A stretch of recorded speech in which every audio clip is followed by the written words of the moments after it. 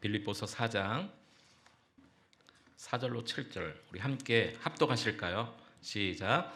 주 안에서 항상 기뻐하라. 내가 다시 말하노니 기뻐하라. 너희 관용을 모든 사람에게 알게 하라. 주께서 가까우시니라. 아무것도 염려하지 말고 다만 모든 일에 기도와 간구로 너희 구할 것을 감사함으로 하나님께 아뢰라. 그리하면 모든 지각에 뛰어난 하나님의 평강이 그리스도 예수 안에서 너희 마음과 생각을 지키시리라. 아멘. 주께서 가까우시니라. 오늘 본문 말씀에 나와 있는 그 문구를 그대로 제목 삼아서 함께 말씀을 나누고자 합니다. 어떤 가정에 한 아이가 있었습니다. 이 아이가 초콜릿을 얼마나 좋아하는지 매일마다 10개 이상씩 초콜릿을 먹는 거예요. 그러니까 엄마 마음이 이러면 안 될 텐데, 이 초콜릿이 뭐 맛있긴 하지만 어릴 때부터 매일 10개 이상씩을 너무 많이 먹으니 이빨도 썩을 테고 건강도 안 좋을 테고, 그래서 특단의 조치를 내렸습니다. 이 아이에게 초콜릿을 30개를 딱 쥐어주고 나서 오늘부터 하루에 하나씩만 먹되 30일 동안 하루에 하나씩을 꼬박꼬박 약속을 지키면 30일 이후에 네가 정말 원하는 자전거 사줄게 라고 얘기했어요. 매일마다 10개 이상씩을 초콜릿을 먹던 아이에게 하루에 1개를 먹으라는 것은 곧 그 아이에게는 대단한 금지 조치죠. 그런데 약속을 한 거예요. 하루에 1개씩 30일 동안 약속을 잘 지키면 정말 갖고 싶었던 자전거를 사줄게. 이 아이가 하루에 정말 먹고 싶었던 초콜릿을 아껴서 정말 하루에 하나씩을 먹는 거예요. 20일 정도 남았을 때 이제 초콜릿 20개 남은 것을 보면서 20일 남았네 합니다. 10개 남았을 때 10일 남았네.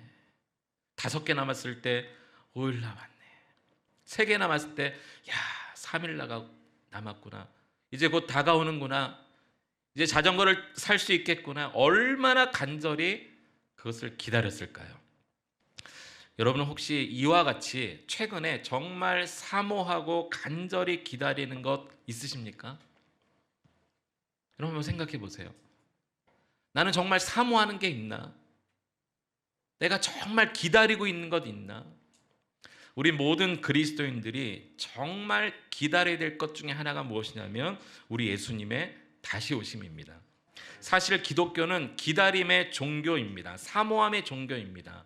먼저 우리가 하나님의 은혜를 사모하고요, 또 하나님의 사랑에 갈급하고요, 또 기도할 때마다 기도 응답을 기다리고요.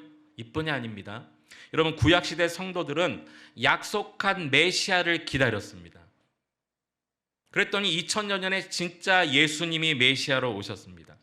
신약시대는 그 오신 예수님께서 성령을 보내주시겠다 약속하셨고, 사도행전의 성도들은 성령을 기다렸어요. 진짜 오순절날 성령이 임했습니다. 그 이후의 성도들, 오늘 우리를 포함한 그 이후의 성도들은 무엇을 기다려야 됩니까? 다시 오실 주님을 기다리며 사는 우리들입니다. 그러니까 기독교는 기다림의 종교예요. 사모함의 종교입니다. 여러분, 정말 예수님 다시 오심을 사모하시나요? 여러분, 정말 그렇다면 이 초콜릿을 하루에 하나씩 먹으며 20일 남았구나, 10일 남았구나, 이제 5일 남았구나, 그날이 다가오고 있네, 이렇게 기다렸던 이 어린 아이의 심정으로 주님을 기다려야 된다는 거죠. 근데 우리는 사실 주님보다 월급날을 더 기다릴지도 몰라요. 월급날, 통장에 돈이 들어오는 날, 내가 계획하고 진행했던 일들에 대한 성공, 이것을 더 기다리는지 모르겠어요. 사랑하는 사람들과의 약속, 이것을 더 기다리는지 모르겠어요. 그래서 각종 기념일을 챙기고 이벤트를 더 많이 준비하며 막 사모하며 기다립니다. 내 마음에 그 생겼던 어떤 꿈과 소망이 이루어질 그날을 생각하며 우리 자녀들의 앞길이 이렇게 열려질 것을 막 바라보면서 그날을 기다리는데, 그와 같은 마음의 절반의 절반만큼이라도 주님을 기다리고 사는가? 한번 여러분 자문해 보세요. 한번 물어보시기 바랍니다. 신약시대 성도들 가운데 특히 고린도 교회라고 있었는데, 이 고린도 교회 성도들은 주님을 기다리는 신앙이 확실했던 성도들이었습니다. 고린도전서 16장 20절 말씀 우리 같이 한번 읽어볼까요? 시작. 만일 누구든지 주를 사랑하지 아니하면 저주를 받을지어다. 우리 주여 오시옵소서. 사도 바울이 고린도 교회 성도들에게 쓴 편지인데요. 얼마나 주님 다시 오심을 사모한 성도들이었든지 이렇게 아예 강하게 권면합니다. 주님을 사랑하지 아니하면 저주를 받을지어다라고 강하게 권면하면서도 주여 오시옵소서. 다시 말해서 다시 오실 주님을 정말 사랑하며 기다려야 된다는 거죠. 그렇지 않은 성도들에게 차라리 저주가 있을지어다. 사도 바울이 얼마나 강력하게 고린도교회 성도들에게 권면할 정도로 고린도교회 성도들은 주님 오심을 사모했는지, 주님 다시 오신다는 믿음이 확실했던 교회 중에 한 교회였어요. 저는 우리 교회가 고린도 교회와 같이 주님 다시 오심을 확신하고 정말 기다릴 수 있는 성도들로 가득 찬 교회 될 수 있기를 축복합니다. 그런데 여기 방금 읽었던 고린도전서 16장 22절에 보면 우리 주여 오시옵소서, 우리 주여 오시옵소서, 이 헬라어 단어가 여러분 잘 아시는 마라나다라는 단어로 쓰였습니다. 이 마라나다라는 말은 아람어의 마라나타의 그 음력을 그대로 발음한 헬라어예요. 성경에 딱 한 번 쓰인 단어입니다. 마라나타. 여러분 다 아시죠? 주여 오시옵소서. 주여 오시옵소서. 고린도 교회는 주님을 사랑하는 성도들이 간절한 소망으로 그들이 당한 어려운 현실을 이길 수 있는 비결은 주님 다시 오심의 간절한 소망이었고 바람이었습니다. 사실 우리도 매일 새벽 기도회와 주일 예배 때마다 고백하는 이 신앙 고백의 내용 중에 다시 오실 주님을 내가 믿습니다라는 고백이 있는 거 아세요? 여러분 사도신경 그 문구 하나 같이 한번 읽어봅시다. 시작. 전능하신 하나님 우편에 앉아 계시다가 저리로서 산자와 죽은 자를 심판하러 어떤다고요? 오시리라. 이 사도신경은 우리의 믿음의 고백인데요. 전 세계인 그리스도인들이 함께 나는 이것을 믿습니다. 나는 이것을 믿습니다. 그 대상 중에 나는 이러한 하나님을 믿습니다. 나는 이러한 예수님을 믿습니다. 나는 이러한 성도들을 믿습니다. 라는 가운데 우리 예수님의 어떠하심을 믿는다고 우리는 매일 고백하냐면 다시 오실 것을 믿습니다. 오늘 예배 때도 우리가 고백했다니까요. 그럼 여러분의 믿음의 고백 가운데 진짜 우리 주님 다시 오심을 믿습니다라는 고백이 진짜 고백되어지세요? 아니면 오늘 그냥 주문처럼 고백했나요? 여러분 예수님의 십자가를 우리가 믿음으로 죄 용서를 받고 구원을 받는다는 것 믿어야 됩니다. 예수님이 부활하심으로 우리의 부활의 첫 열매가 되시고 소망 되신 것 믿어야 합니다. 그런데 진짜 믿어야 될 것이 있어요. 우리가 예수님의 십자가와 부활은 잘 받아들여지지만 아직 일어나지 않은 사건에 대한 이 예수님의 다시 오심에 대해서는 우리가 잘 믿음이 발동되지 않는 것 같습니다.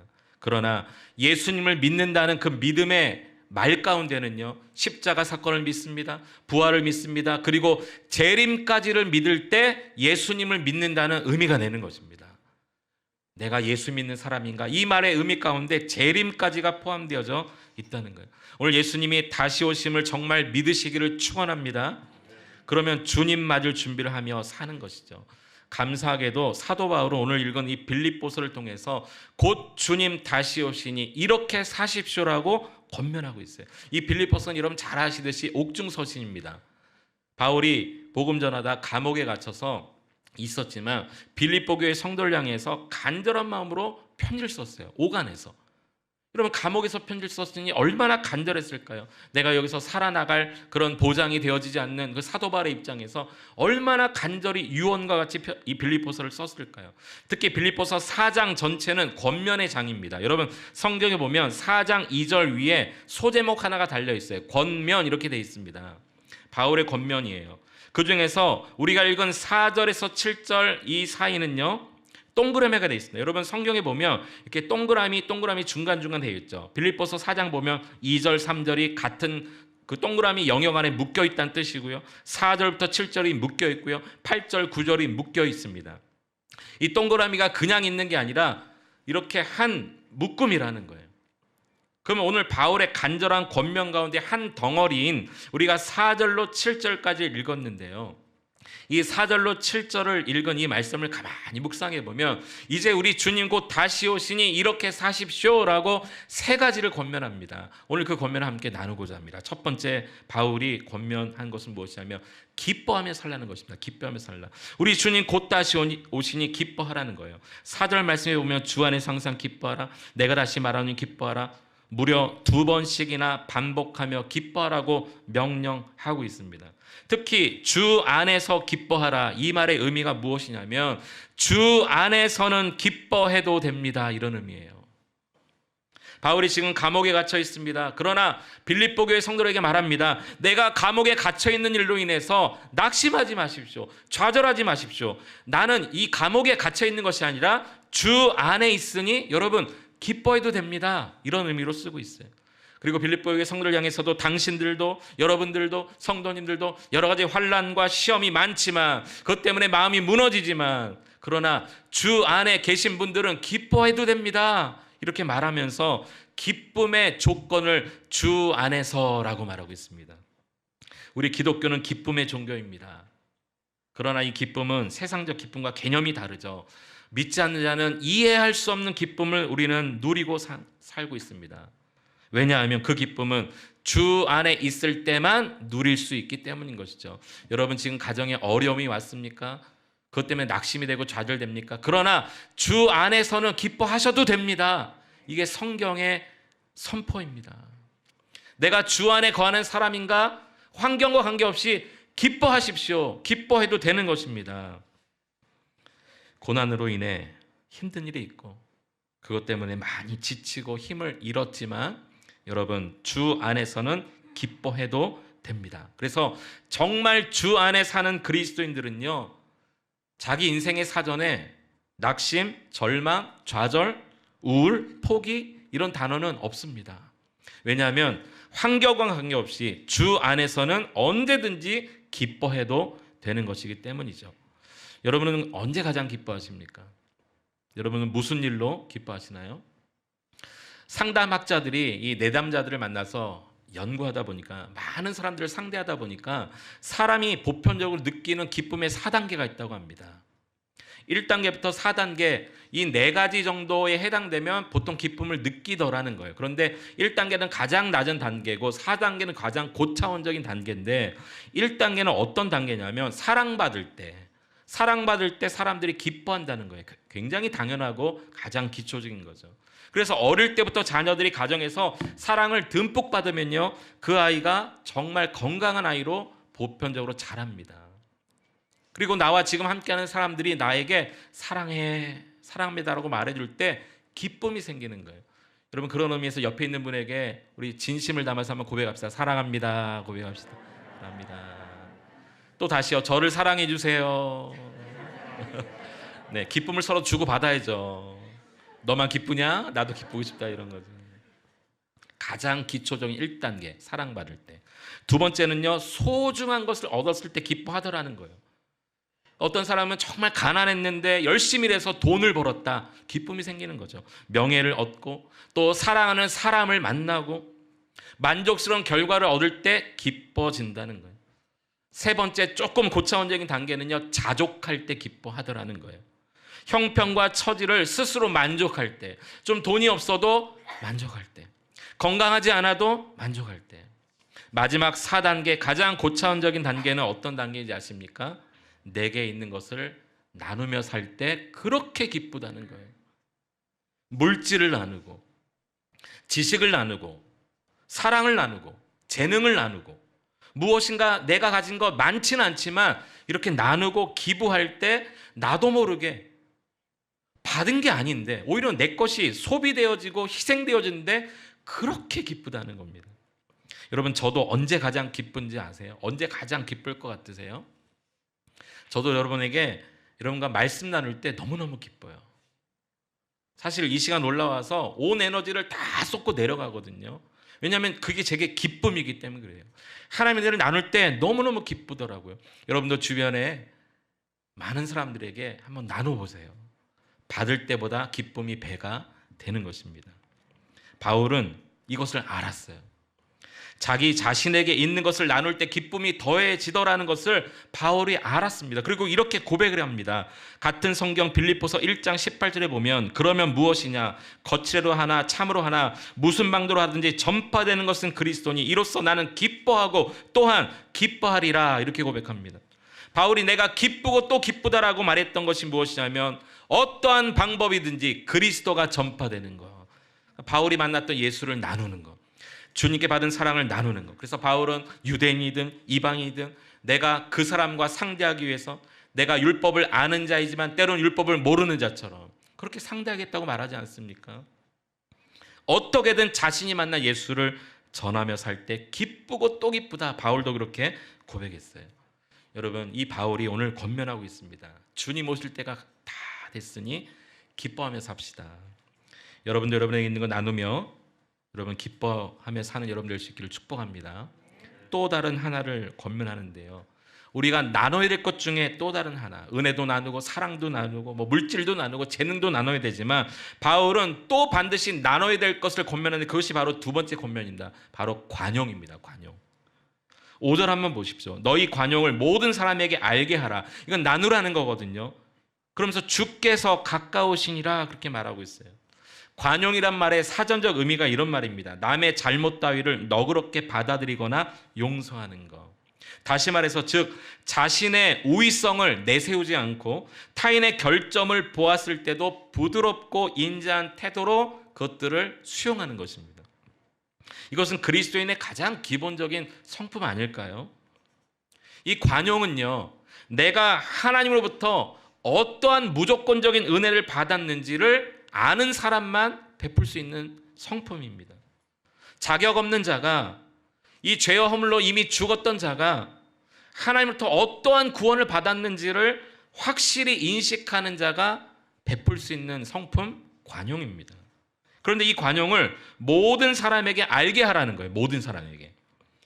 그러니까 공적으로 알려지게 하라라는 의미인데요. 이런 의미입니다. 사람들에게 관용을 베풀 때 차별하지 말라는 거예요. 차별하지 말고 모든 사람에게 공평하게 나의 관용이 느껴질 수 있도록 하라는 거죠. 그런데 주께서 가깝기 때문이다. 주님을 때 가까웠기 때문에 여러분 관용을 베풀려는 것입니다. 여러분 사실 주님이 곧 다시 오신다는 것을 확실히 믿고 주님이 오시되 곧 다시 오신다는 것을 정말 믿는 사람의 삶, 이것만 믿어도 우리의 삶의 대부분의 문제는 아마 해결되는 게 많을 겁니다. 인간관계의 문제. 여러분 주님 곧 다시 오시는 걸 확실히 믿는 사람은요, 여러분 용서할 수 있어요. 이해할 수 있습니다. 그리고 받아들일 수 있어요. 주님이 다시 오심을 확신하면 말이죠. 먼저 손을 내밀 수 있는 것입니다. 먼저 다가갈 수 있는 것입니다. 야고보 사도도 이것을 알고 권면합니다. 야고보서 5장 8절에 보면 너희도 길이 참고 마음을 굳건하게 하라. 주의 강림이 가까우시니라. 주님 오실 때 가까웠으니 참으라는 거예요. 길이 참으라는 것은요, 끝까지 인내하라는 것입니다. 여러분 주님 오실 때가 가까웠으면 견딜 수 있는 거예요. 참을 수 있는 겁니다. 여러분 가정에서 오래 참으시기 바랍니다. 여러분 직장에서도 오래 참으시기 바랍니다. 교회에서도 순 안에서도 여러분 관용하시기 바랍니다. 왜요? 우리는 주님 곧 다시 오심을 믿는 성도이기 때문인 것이죠. 주님 곧 오신다는 인식이 없으면요, 내 눈앞에서 내게 불이익을 준 사람 앞에 내가 2배, 3배로 갚길 원하는 그런 악한 마음이 생길 뿐인 것이죠. 바울의 세 번째 권면은요, 염려 대신 기도하라는 것입니다. 여러분 너무 잘 아는 말씀이죠. 6절 한번 보세요. 아무것도 염려하지 말고 다만 모든 일에 기도와 간구로 너희 구할 것을 감사함으로 하나님께 아뢰라. 한마디로 염려하지 말고 하나님께 아뢰라. 기도하라는 겁니다. 그런데 이것만큼은 왜 이렇게 안 되는지 모르겠어요. 정말 안 돼도 너무너무 안 돼요. 기도해도 또 염려합니다. 지난 수요일 날 저희 큰딸이 고3인데요. 어느 학교에 수시 지원을 하고 면접을 보는 날이었어요.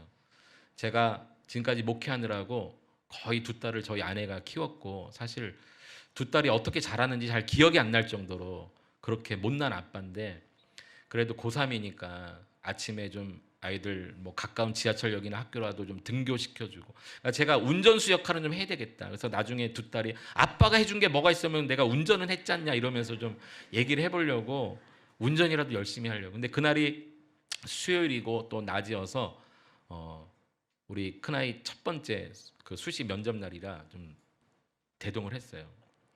근데 가면서 이제 막 걱정이 되는 거죠. 부모 마음이. 너 면접 준비 잘했냐? 예상 질문 알아? 다 뭐 교육했죠. 그러면서 가면서 막 제가 예상 면접관이 돼서 당신은 이 학교에 왜 지원했습니까? 뭐라고 할 거야? 막 계속 물어보는 거예요. 그리고 정말 이 면접관들이 이 학생이 그 아주 당황스러운 질문을 해서 어떻게 위기를 모면하는지 막 그런 것도 보잖아요. 그래서 제가 막 별의별 당황스러운 질문을 막 했어요.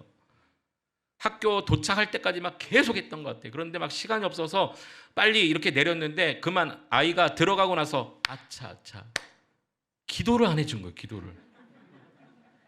제가 염려가 돼서 온갖 예상 질문을 다 하고 뭐 가상 면접도 하고 다 했는데 아니 목사 자식이 기도를 안 해주고 보냈네요. 큰일 났어. 물론 모든 거 하나님 뜻에 달려 있지만, 그러면서 제 자신이 야, 인간이 이렇구나. 염려 대신 기도하라고 설교 다 준비해 놓고 제가 그렇게 일주일을 못 살았으니 얼마나 지금 부끄러운 마음으로 여러분이 설교하는지 아시나요? 여러분 그렇게 하지 말라고 지금 권면하는 거 아시나요? 우리가 그렇다니까. 우리가 마태복음 6장 27절에 보면 이렇게 말씀하고 있습니다. 너희 중에 누가 염려함으로 그 키를 한 자라도 더할 수 있겠느냐. 염려한다고 근심 걱정한다고 문제 해결 안 된다는 거예요. 베드로전서 5장 7절에 이렇게 말하고 있습니다. 너희 염려를 다 주께 맡기라. 이는 그가 너희를 돌보심이라. 우리가 주님 우리를 돌보신다는 것을 알면서도 염려하고 있어요. 지난 금양로 기도회 때 함께 나눴던 말씀 가운데 다윗이 이런 고백을 합니다. 시편 68편 19절을 같이 한번 읽어보겠습니다. 시작. 날마다 우리 짐을 지시는 주 곧 우리의 구원이신 하나님을 찬송할지로다. 하나님이 우리의 짐을 언제 지신다고요? 날마다입니다. 날마다. 문제 당할 때만이 아니에요. 자녀들 입시 앞에서만이 아니에요.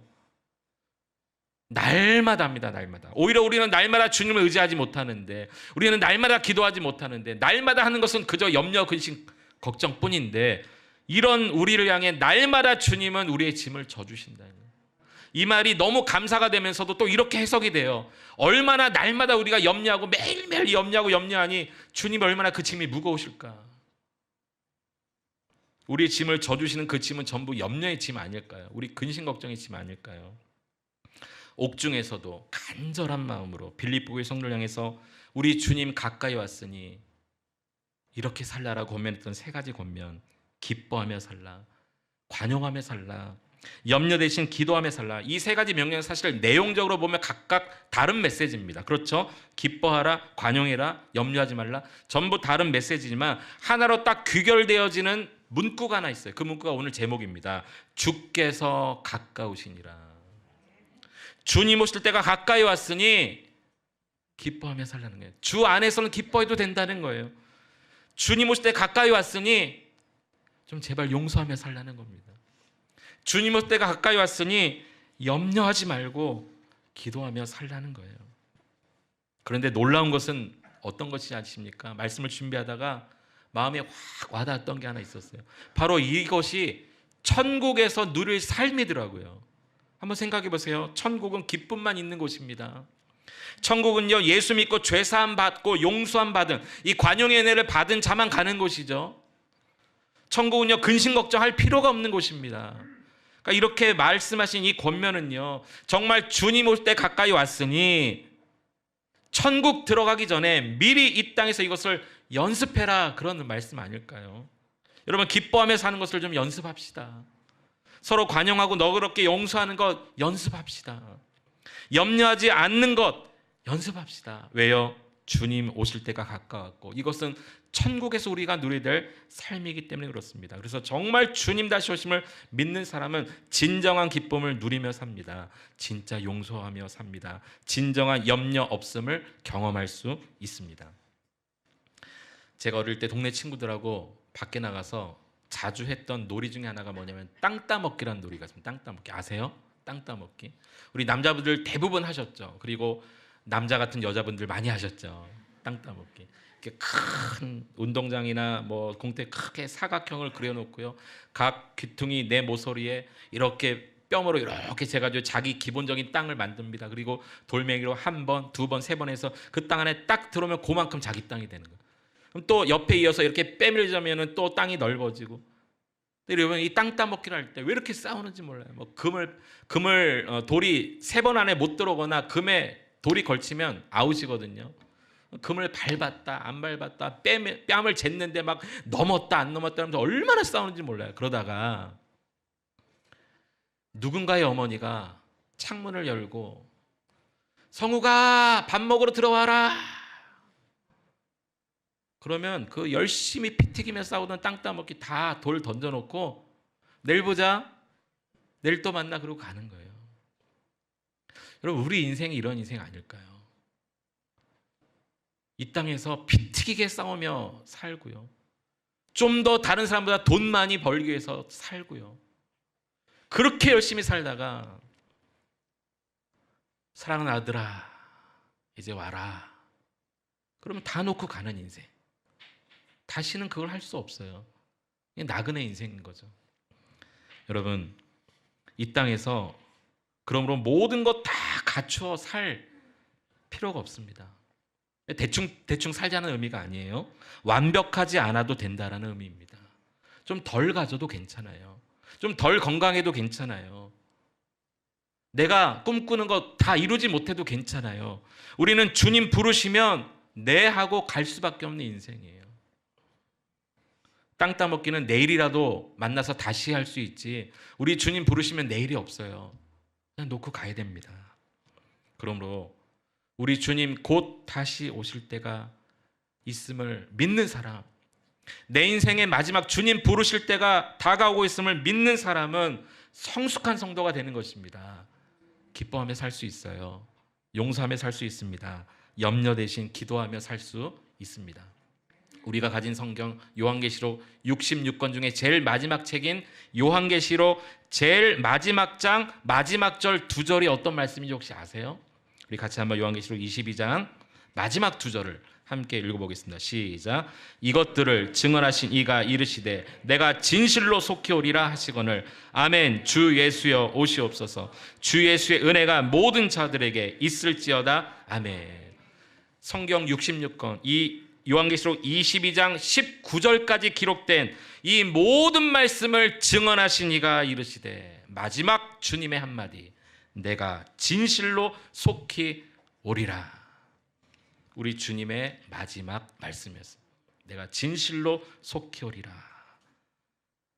오늘 저 여러분 주님 곧 다시 오심을 믿고 오늘 바울이 그토록 권면했던 주님 가까이 오셨으니 이렇게 삽시다라고 감옥에서도 간절히 권면했던 그 권면이 오늘 우리 귀와 마음에 들려져서 우리 모두가 그렇게 살아가는 성도들 될 수 있기를 축원합니다.